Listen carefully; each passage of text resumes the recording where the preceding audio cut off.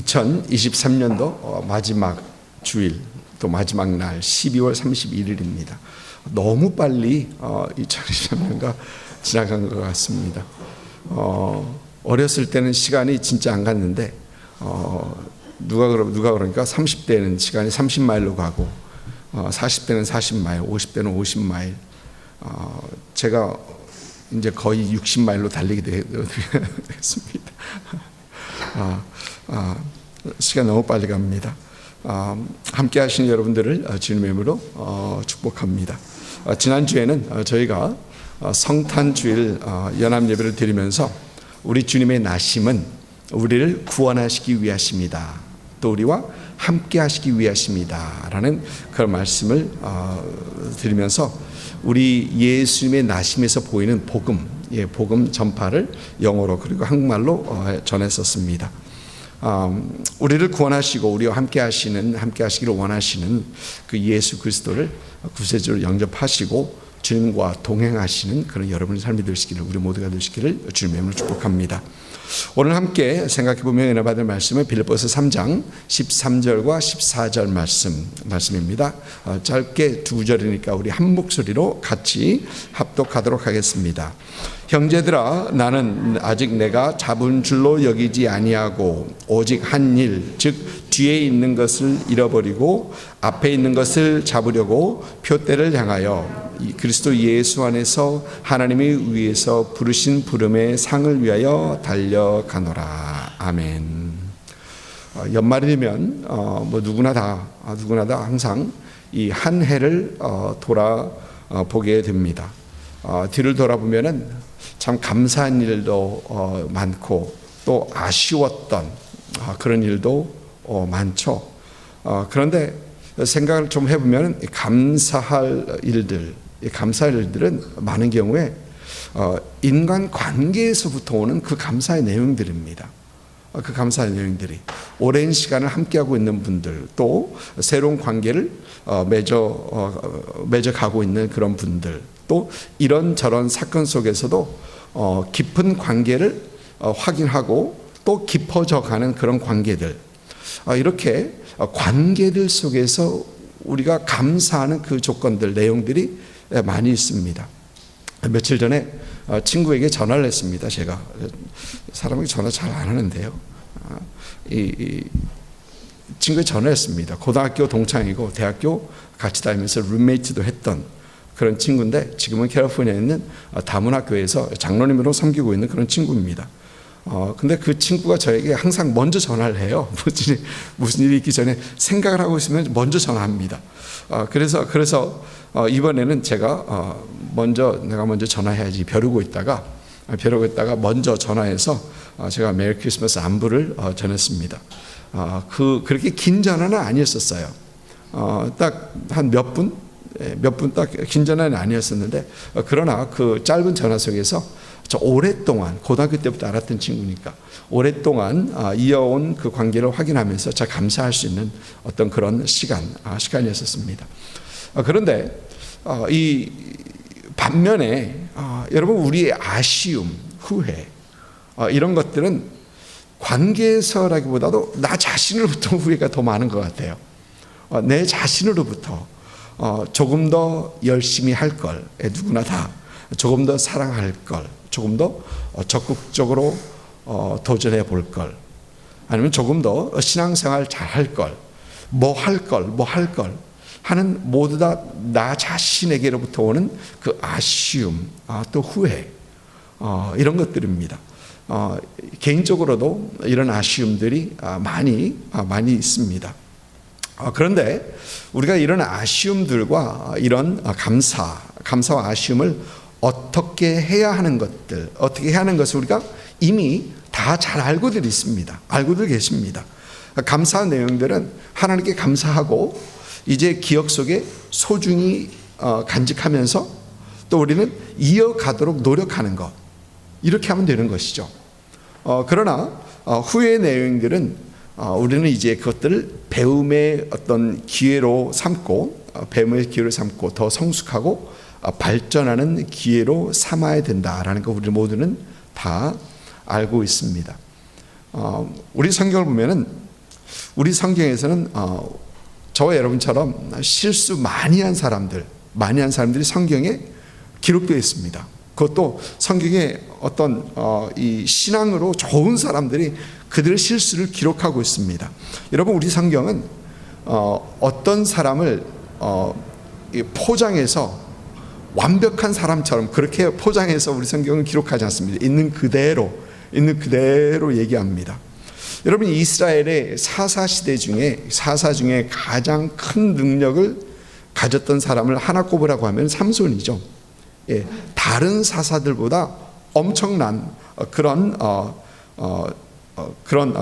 능력을 가졌던 사람이 바로 삼손입니다. 삼손은 나면서부터 나실인으로 구별해서 머리를 깎지 않고 나시로 구별되었던 그런 사람입니다. 그러나 그에게 치명적인 연약함이 있는데 그것은 이성적이죠. 예, 이성적으로 연약함.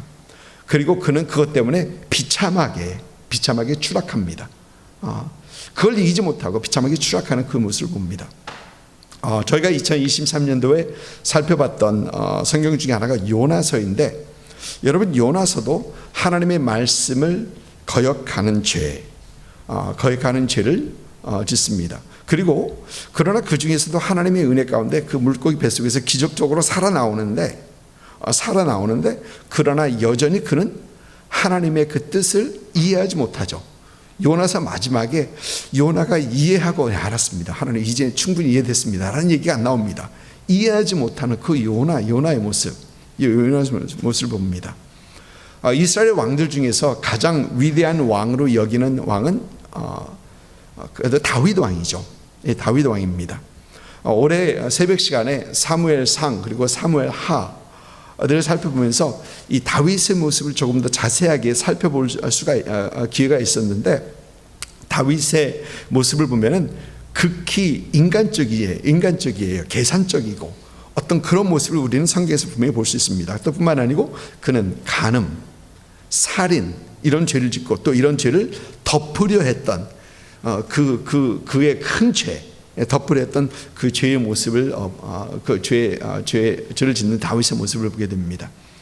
신약 성경에서 어떻습니까?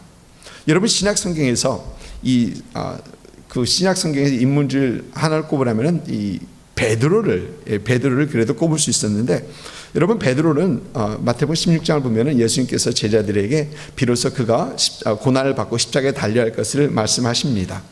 그러자 베드로가 16장 22절 보면 베드로가 보니까 예수를 붙들고 항변하여 이르되 주여 그리하지 마옵소서, 이 일이 결코 주께 미치지 아니하리이다. 여러분, 우리 개역개정 성경은 항변하였다라고 하는데, 영어 성경 보면은 Peter took him aside and began to rebuke him. began to rebuke him. 여러분, rebuke이라는 단어가 꾸짖는다는 얘기죠. 꾸짖는다는 얘기입니다. And this shall never happen.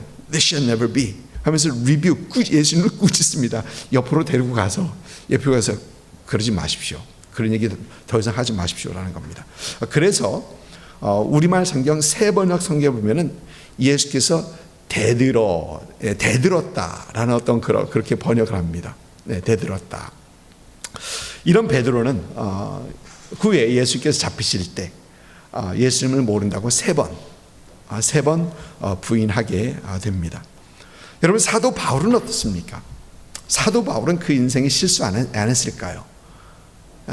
여러분, 사도 바울도 그 인생에 큰 실수, 죄를 짓는데, 이건 죄도 악한 죄입니다. 죄를 짓는데 그 죄가 그에게 얼마나 큰 영향을 끼쳤는지 사도 바울은 스스로 그의 서신을 보면은 내가 죄인 중에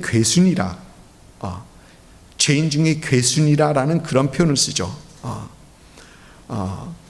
그리고 또 그는 사도 중에 가장 작은 자다.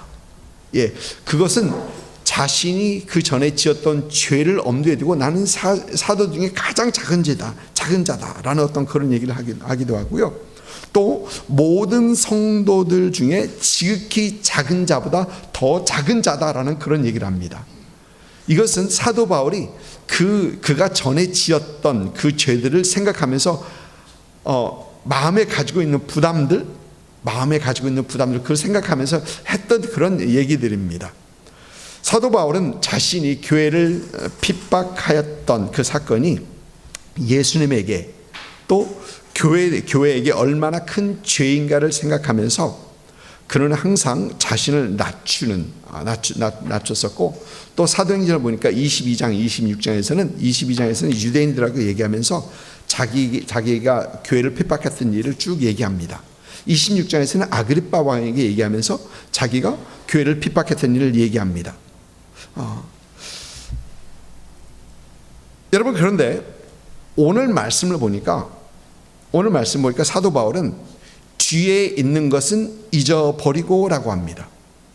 뒤에 있는 것은 잊어버리고. 여러분, 여기서 잊어버린다는 얘기는 더 이상 마음에 두지 않겠다는 겁니다. 더 이상 관심을 갖지 않겠다라는 겁니다. 그러니까 사도 바울은 자신의 과거, 여러 가지 과거가 있었습니다. 율법으로 자기가 의롭게 되려 했던 것, 또 스데반을 죽였던 것, 교회를 핍박했던 것, 뭐 이런 것들 다 잊어버리겠다라는 겁니다. 여러분, 그 말은 사도 바울은 그의 과거가 그의 발목을 붙잡는 것을 하지 못하게 하겠다는 겁니다. 과거가 그의 발목을 붙잡고 더 나가지 못하게 하는 것, 이거 못하게 하겠다는 겁니다. 여러분, 과거의 실수를 잊지 못하는 사람은 앞으로 나가지 못합니다. 과거의 그 실수와 죄책감에 허덕이면서 앞으로 전진을 하지 못해요. 요한복음 21장을 보면 우리 주님께서 제자들을 디베레아 호수, 갈릴리 호수에서 그들을 만나 주십니다. 여러분, 왜 만나십니까? 예수님께서 왜 제자들을 갈릴리 호수가에서 만나십니까? 그것은 예수님을 버리고 도망한 그 제자들, 또 예수님을 모른다고 3번 부인했던 베드로를 세워주시기 위하여, 다시 회복하시기 위하여 주님께서는 그들을 거기서 만났던 것입니다. 여러분, 요한복음 21장에서 그 베드로의 모습이 집중적으로 보여지고 있는데, 그 베드로의 모습을 보면은 베드로는 아직도 죄책감에서 벗어나지 못하고 힘들어하고 있는 그 모습을 우리는 그 21장에서 볼 수 있습니다. 여러분, 베드로는 그러죠. 나는 물고기나 잡으러 갈란다 합니다. 그러니까 다른 제자들도 따라 나섭니다. 그런데 그날 호수에서, 여러분, 갈릴리 호수가 작은 호수가 아니에요. 갈릴리 호수는 이쪽에서 서서 저쪽을 보면 끝이 안 보입니다. 바다입니다. 바다 정도 쌓였습니다. 그런데 거기에서 그물을 던지고 밤새 잡는데 하나도 못 잡습니다. 그들의 전직이, 그들이 평생 어부로 살았던 사람들이 밤새 고기를 잡는데 하나도 못 잡았습니다. 여러분, 저는 그런 생각을 해봐요. 고기 잡는 것이 그들의 목적이 아니었을 것이 아닌가. 고기 잡으러 간다라고 했는데 고기 잡는 것이 그들이 했던 건 아닌 것 같다. 죄책감에 쌓여있는 그들의 마음을 그물을 던지면서 한번 달래보려 했던 어떤 그런 그들의 마음이 아니었는가 생각을 해봅니다. 여러분, 그물을 던지는 그 베드로의 모습은 앞으로 전진하는 모습은 아닙니다. 그물을 던지는 모습은 예수 만나기 전 그 옛 모습으로 돌아간 그 모습입니다. 베드로가 예수님을 만났을 때 누가복음 5장 보면은 그는 그물을 던지고 있었거든요. 같은 곳에서 그물을 던지고 있었거든요. 그 모습으로 돌아간 그 모습입니다. 여러분, 그 상태로는 베드로는 앞으로 나아갈 수 없습니다. 그 상태로는 베드로는 사람 낚는 어부가 될 수가 없다는 겁니다. 이런 베드로에게 우리 주님께서는 찾아오셔서 내가 나를 사랑하느냐, 내가 이 모든 것보다 나를 사랑하느냐, 3번 질문하시면서 베드로를 회복시켜 주셨던 것입니다. 사랑하는 성도 여러분, 우리는 과거의 영광에 사로잡혀 있어도, 또 과거의 실수에 사로잡혀 있어도 안 됩니다. 과거의 영광은 여러분 기억 속에 깊이 간직하십시오. 또 과거의 실수는 될 수 있으면 빨리 잊어버리시고 앞으로 전진하십시오. 여러분, 우리 성경을 보니까 삼손이 들릴라 때문에 그 비참한 상황이 된 후에 삼손이 과거를 회개하는데 오래 걸리지 않았습니다. 그는 블레셋 사람에게 잡혀서 힘을 다 잃고, 머리가 잘려서 힘을 다 잃고, 그는 두 눈이 뽑히고 쇠사슬로에서 기둥에 묶여 있습니다. 모든 블레셋 사람들이 조롱거리가 되고 있습니다. 삼손을 그렇게 해놓고 그들은 저기서 잔치를 합니다. 조롱하면서. 삼손의 비참한 모습입니다. 그러나 그 상황 속에서 삼손은 뭐합니까? 하나님을 찾습니다. 여러분, 왜 찾습니까? 그 상황에서 그를 도울 수 있는 분, 반전을 가져다 줄 수 있는 분은 하나님이시기 때문에, 하나님 한 분이시기 때문에 삼손은 하나님을 찾는 겁니다. 여러분, 요나도 그렇죠. 바다에 던져서 정신을 차려보니 캄캄한 암흑입니다. 빛도 하나 없고 캄캄합니다. 아마 축축했을 것입니다. 당연히 축축했겠죠. 냄새는, 또 그 냄새는 말로 할 수 없는 그런 냄새.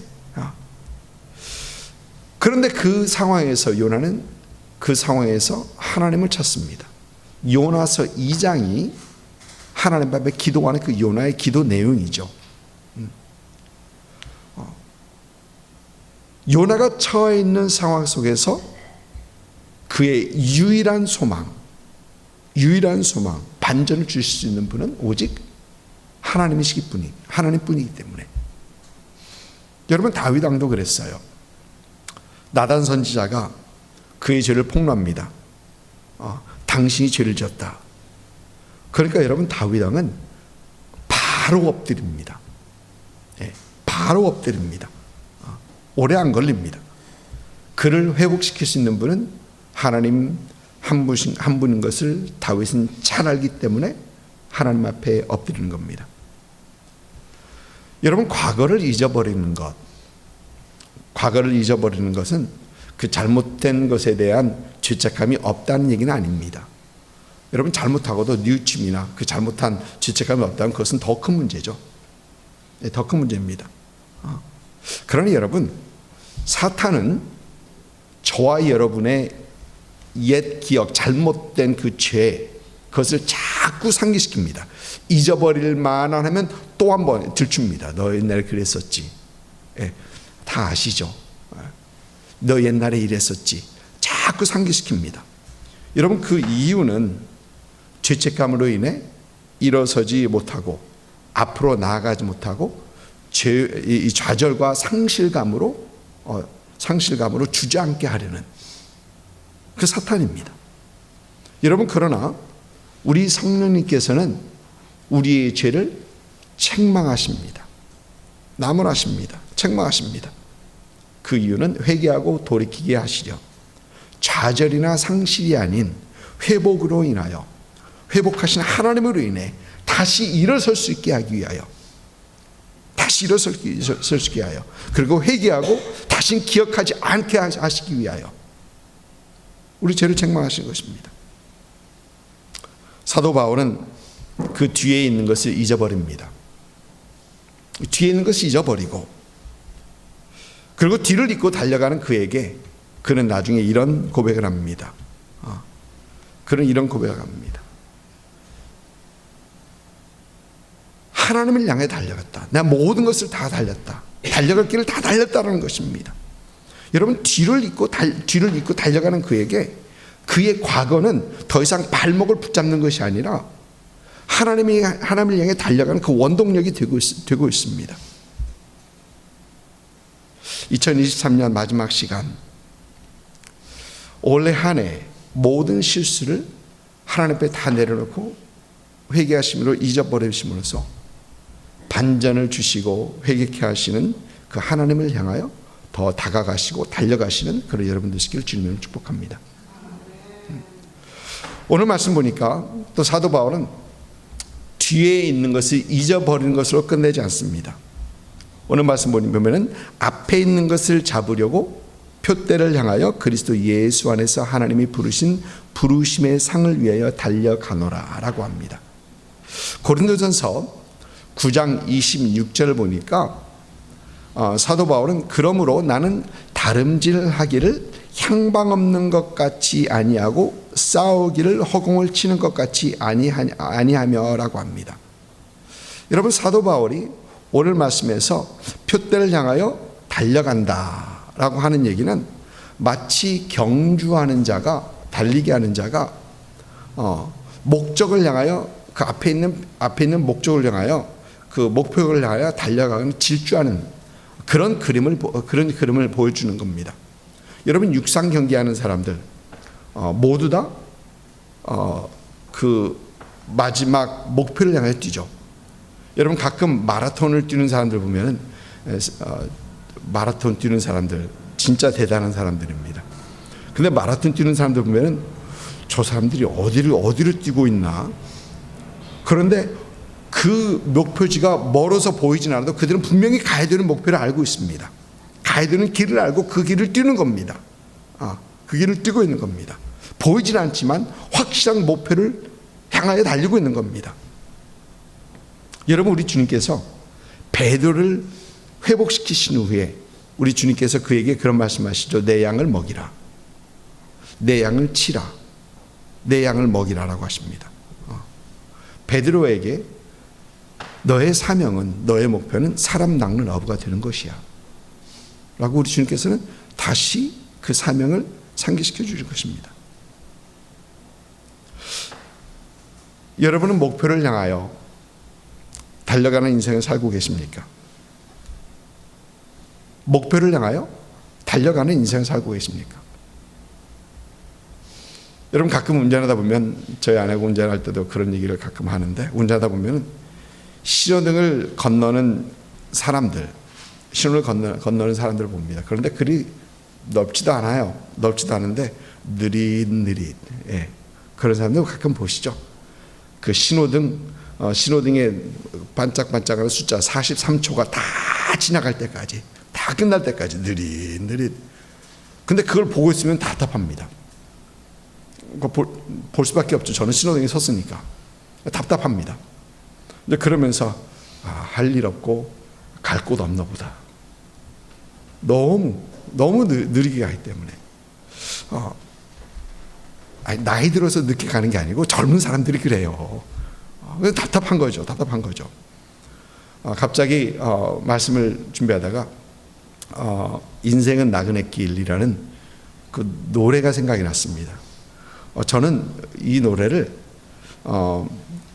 인생은 나그네 길 어디서 왔다가 어디로 가는가, 거기까지밖에 몰라요. 많은 노래들을 저는 제목밖에 모릅니다.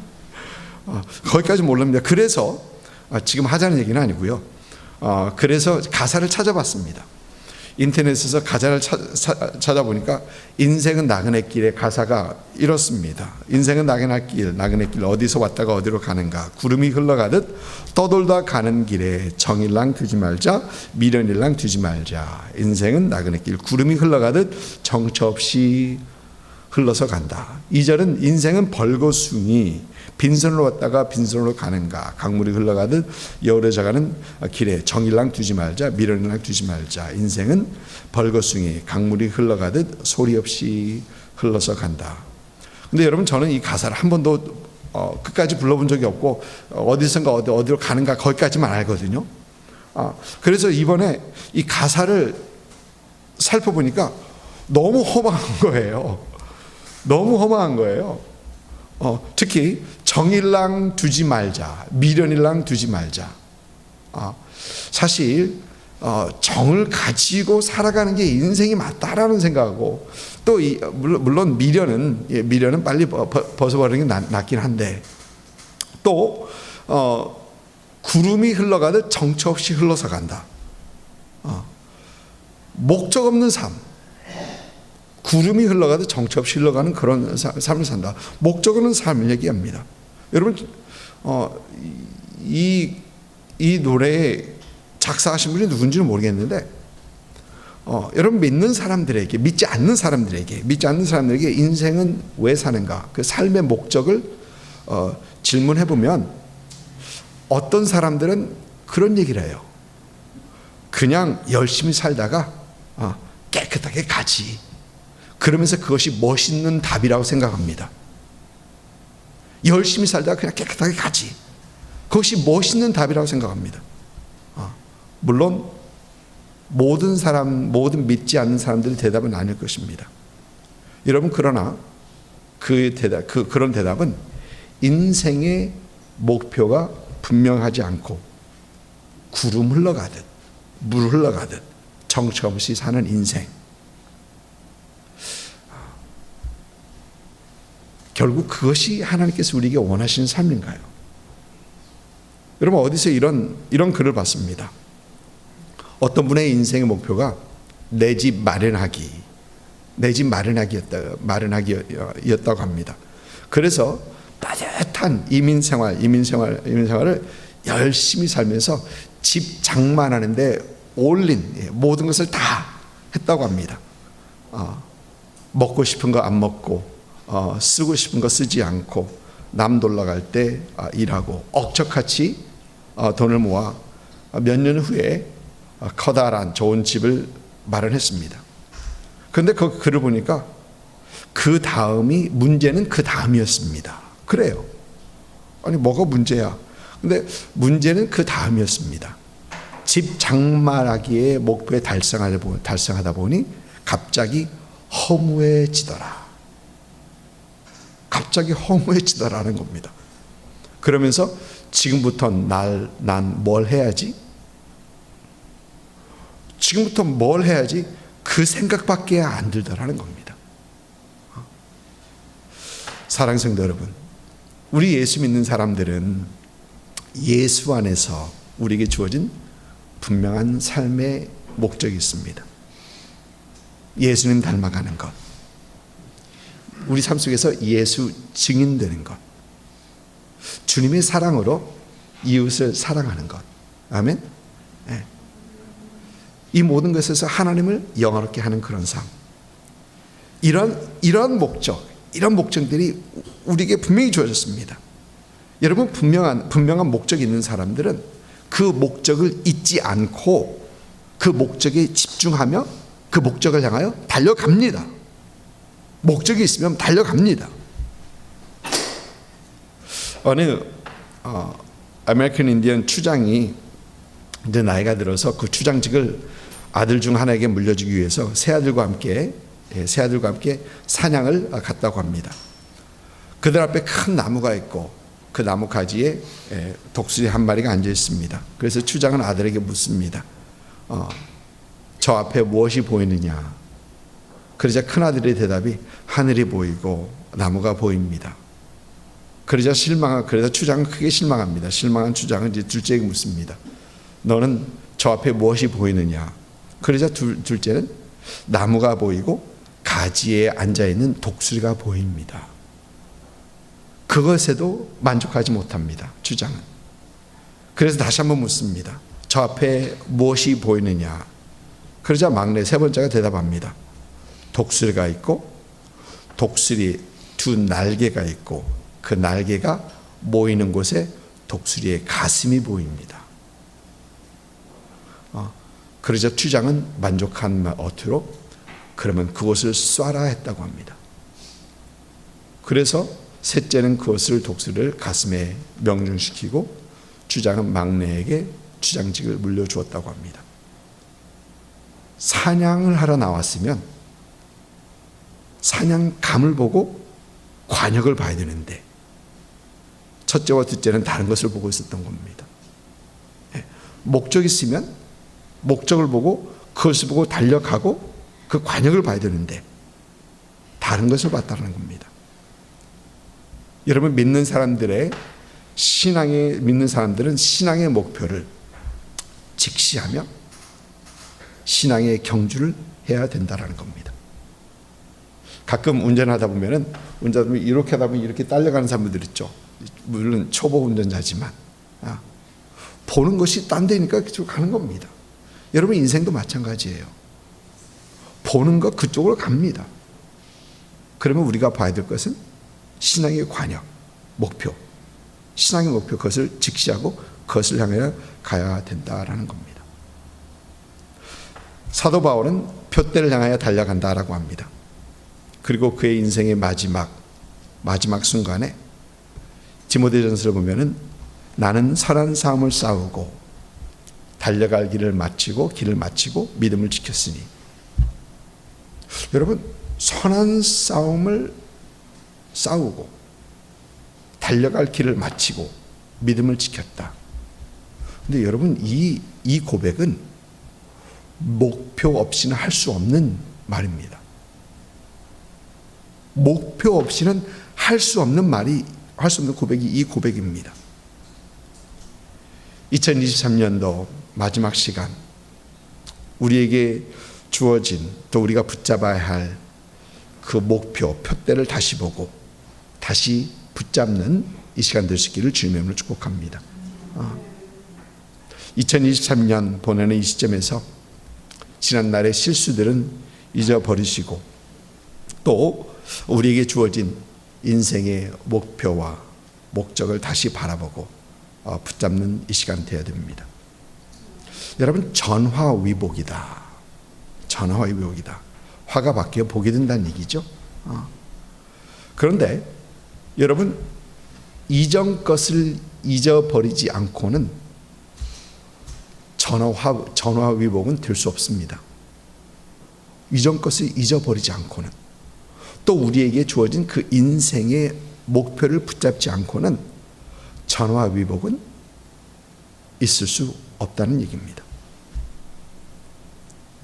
전화위복의 인생은 회개를 통한 믿음으로 과거의 발목 붙잡히지 않고 하나님을 찾고 하나님 바라보고 하나님 앞에 달려가는 그런 인생이 전화위복의 인생입니다. 2024년도 여러분의 삶이 전화위복의 인생이 될 수 있기를 주님으로 다시 한번 축복드립니다. 아멘.